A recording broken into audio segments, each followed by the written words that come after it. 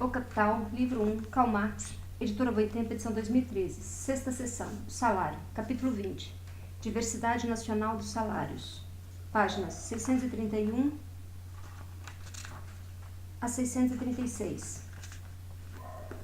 No capítulo 15, examinamos as múltiplas combinações que podem produzir uma variação na grandeza absoluta ou relativa, isto é, comparada com o mais-valor do valor da força de trabalho, enquanto, por outro lado, a quantidade dos meios de subsistência em que se realiza o preço da força de trabalho pode percorrer um movimento diferente ou independente da variação desse preço.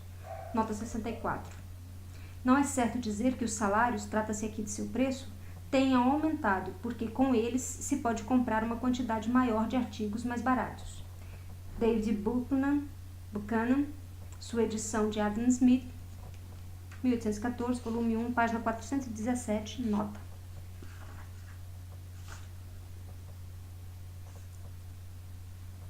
Como já observamos, a simples tradução do valor, ou conforme o caso do preço da força de trabalho na força esotérica do salário, faz com que todas aquelas leis se transformem em leis do movimento, do salário. O que no interior desse movimento aparece como combinação variável pode aparecer em países diferentes, como diversidade simultânea dos salários nacionais. Por isso, ao compararmos salários nacionais, devemos considerar todos os momentos determinantes da variação na grandeza de valor da força de trabalho, preço e volume das necessidades vitais elementares, natural e historicamente desenvolvidas, custos da educação do trabalhador, papel do trabalho feminino e infantil, produtividade do trabalho, sua grandeza extensiva e intensiva. Mesmo a comparação mais superficial exige de imediato reduzir a jornada de trabalho da mesma grandeza, o salário diário médio que vigora nos mesmos ofícios em diversos países. Após essa equiparação dos salários diários, é preciso que se traduza novamente o salário por tempo em salário por peça, pois apenas este último é um indicador tanto do grau de produtividade como da grandeza intensiva do trabalho. Em cada país vigora certa intensidade média do trabalho abaixo da qual o trabalhador, para a produção de uma mercadoria, consome mais do que o tempo socialmente necessário e, por isso, não conta como trabalho de quantidade normal, apenas um grau de intensidade que se eleva acima da média nacional.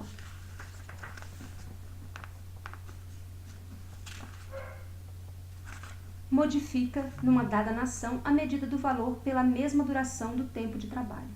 O mesmo não ocorre no mercado mundial, cujas partes integrantes são diversos países. A intensidade média do trabalho varia de país a país, sendo aqui maior, lá menor. Essas médias nacionais constituem, pois, uma escala cuja unidade de medida é a única média do trabalho universal.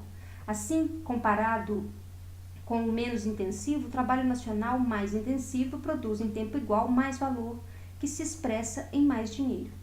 Mas a lei do valor, em sua aplicação internacional, é ainda mais modificada pelo fato de, no mercado mundial, o trabalho nacional mais produtivo também contar com mais intensivo. Sempre que a nação mais produtiva não se veja forçada pela concorrência a reduzir o preço de venda de sua mercadoria e seu valor. Uma vez que a produção capitalista encontra-se desenvolvida num país, também se elevam aí acima do nível internacional a intensidade e a produtividade nacional do trabalho. Nota 64A. Em outro lugar, examinaremos quais as circunstâncias que, no que diz respeito à produtividade, podem modificar essa lei em certos ramos da produção.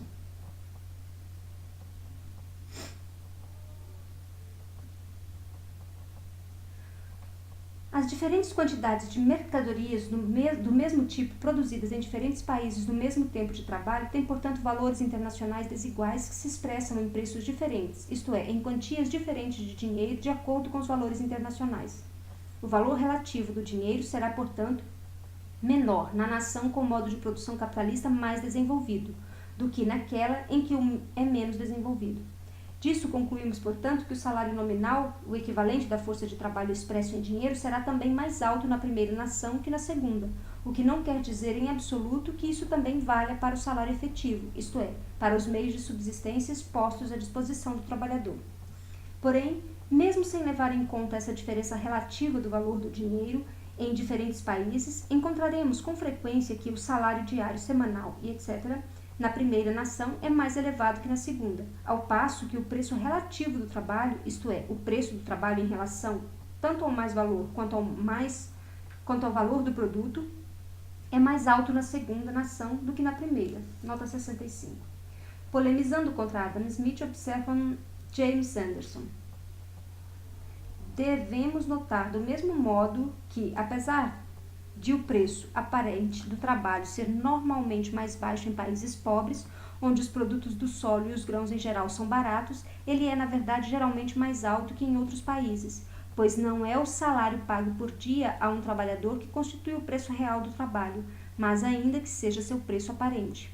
O preço real é o que determinada quantidade de trabalho realizado custa efetivamente ao empregador, e considerando sob esse ângulo, o trabalho é, em quase todos os casos, mais barato nos países ricos do que nos países mais pobres, embora o preço dos grãos e de outras provisões seja geralmente muito mais baixo nos últimos do que nos primeiros. O trabalho pago por dia é muito mais baixo na Escócia do que na Inglaterra. O trabalho por peça é geralmente mais barato na Inglaterra. James Anderson, Edinburgh, 1777, página 350 e 51. Por outro lado, o baixo nível do salário produz, por sua vez, o encarecimento do trabalho. O trabalho é mais caro na Irlanda do que na Inglaterra, porque o salário mais baixo, na mesma proporção, os salários mais baixos na mesma proporção. Número 2074, em Royal Commissions, Railways, Minutes, 1867.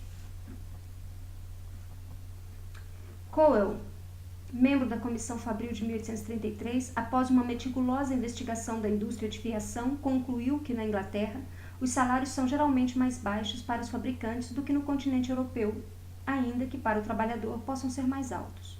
Ur, página 314. No relatório Fabril de 31 de outubro de 1866, o inspetor de fábrica inglês Alexander Redgrave demonstra, por meio de uma estatística comparativa com os estados continentais, que apesar do salário mais baixo e do tempo de trabalho mais longo, o trabalhador ou o trabalho continental é proporcionalmente ao produto mais caro que o inglês. Um diretor inglês de uma fábrica de algodão em Oldenburg declara que lá o horário de trabalho se estende das 5h30 da manhã às 8 da noite, incluindo os sábados, e que os trabalhadores locais, quando trabalham sob capatazes ingleses, não produzem, durante esse tempo, tanto quanto os ingleses durante 10 horas, mas muito menos ainda quando trabalham sob capatazes alemães. O salário é muito inferior que na Inglaterra, em muitos casos 50%, mas o número de operários em proporção à maquinaria é muito mais alto, alcançando em diversos departamentos a proporção de 5:3. O Sr. Redgrave dá detalhes muito precisos sobre as fábricas russas de algodão. Os dados lhe foram fornecidos por um gerente fabril inglês, até recentemente ainda ocupado naquele país. Sobre esse solo russo, tão fértil em todo tipo de infâmias, também florescem plenamente velhos horrores que caracterizam o período da infância das fábricas inglesas. Os dirigentes são naturalmente ingleses, já que o capitalista russo nativo não serve para o negócio fabril. Apesar de todo o sobretrabalho, do contínuo trabalho diurno e noturno e da mais vergonhosa subremuneração dos trabalhadores, o produto russo só consegue vegetar graças à proibição dos produtos estrangeiros. Por fim, reproduzo ainda uma sinopse comparativa do Sr. Redgrave sobre o número médio de fusos por fábrica e por fiandeiro em diferentes países da Europa. O próprio Sr. Redgrave observa ter reunido esses números há alguns anos e que desde então teria havido um aumento no tamanho das fábricas e no número de fusos por trabalhador na Inglaterra. Mas ele pressupõe um progresso proporcionalmente igual nos países continentais enumerados, de modo que os números teriam conservado seu valor comparativo. Citação tabela. Número médio de fusos por fábrica. Na Inglaterra, 12.600. Suíça, 8.000. Áustria, 7.000. Saxônia, 4.500. Bélgica, 4.000. França, 1.500. Prússia, 1.500. Número médio de fusos por pessoa. Na França, 14. Rússia, 28. Prússia, 37. Baviera, 46, Áustria, 49, Bélgica, 50, Saxônia, 50, pequenos estados alemães, 55, Suíça, 55, Grã-Bretanha, 74. Essa comparação, diz o Sr. Radcliffe, é ainda mais desfavorável para a Grã-Bretanha, além de outras razões, porque lá existe grande número de fábricas em que a tecelagem mecânica está combinada com a fiação. E o cálculo não desconta as pessoas que trabalham nos teares. Em contrapartida, a maioria das fábricas estrangeiras são simples fiações. Se pudéssemos comparar coisas iguais, eu poderia enumerar muitas fiações de algodão em meu distrito, em que mule com 2.200 fusos estão a cargo de um único homem, Minder, e de 2 mulheres, suas auxiliares. Nessas mules são fabricadas diariamente 220 libras de fio, de 400 milhas inglesas de comprimento. Reports of Inspectors, 31 de outubro de 1866, páginas 31 a 37, passando. Na Europa Oriental e na Ásia, como é sabido, companhias inglesas encarregam-se da construção de ferrovias e, além de trabalhadores nativos, empregam também certo número de trabalhadores ingleses. Embora compelidas pela necessidade prática a levar em conta as diferenças nacionais quanto à intensidade do trabalho, isso não lhes trouxe prejuízo algum. Sua experiência ensina que, mesmo que o nível do salário corresponda em maior ou menor medida à intensidade média do trabalho, o preço relativo deste último, em proporção ao produto, move-se geralmente em sentido contrário. Em Ensaios sobre a taxa de salário, nota 66, um de seus primeiros escritos econômicos, Carey procura demonstrar que os diferentes salários nacionais se relacionam diretamente de acordo com os graus de produtividade das jornadas de trabalhos nacionais, visando extrair dessa relação internacional a conclusão de que o salário em geral aumenta e diminui conforme a produtividade do trabalho. Nota: Filadélfia, 1835. Essay on the Rate of Wages.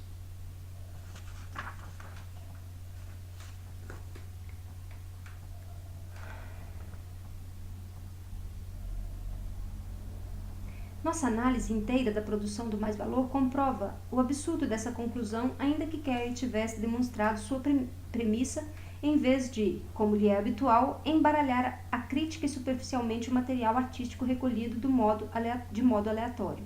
O melhor de tudo é que ele não afirma que a coisa se comporta realmente como deveria se comportar de acordo com a teoria.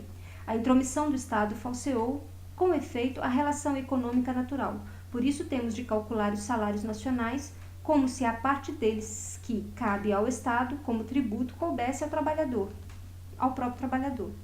Não deveria o Sr. Carey continuar suas reflexões e perguntar se esses custos estatais não seriam também frutos naturais do desenvolvimento capitalista? O raciocínio é plenamente digno do homem que primeiro declarou as relações capitalistas de produção como leis eternas da natureza e da razão, cujo jogo, livremente harmônico, só seria perturbado pela intromissão estatal, para depois descobrir que a influência diabólica da Inglaterra sobre o mercado mundial, influência que aparentemente não deriva das leis naturais da produção capitalista, torna necessária a intromissão estatal, mais precisamente a proteção estatal daquelas leis da natureza e da razão. Em outras palavras, o sistema protecionista.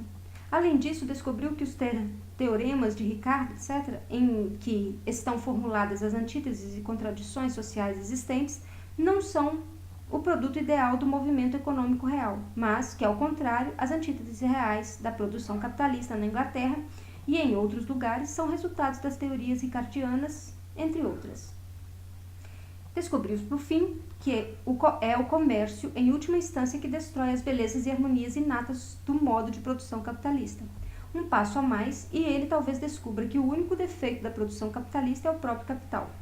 Somente um homem tão espantosamente desprovido de senso crítico e dotado de tal erudição, de fausse loi, ou falso conteúdo, mereceria, apesar de sua heresia protecionista, converter-se na fonte secreta da sabedoria harmônica de um Bastiat e de todos os outros livre-cambistas otimistas do presente.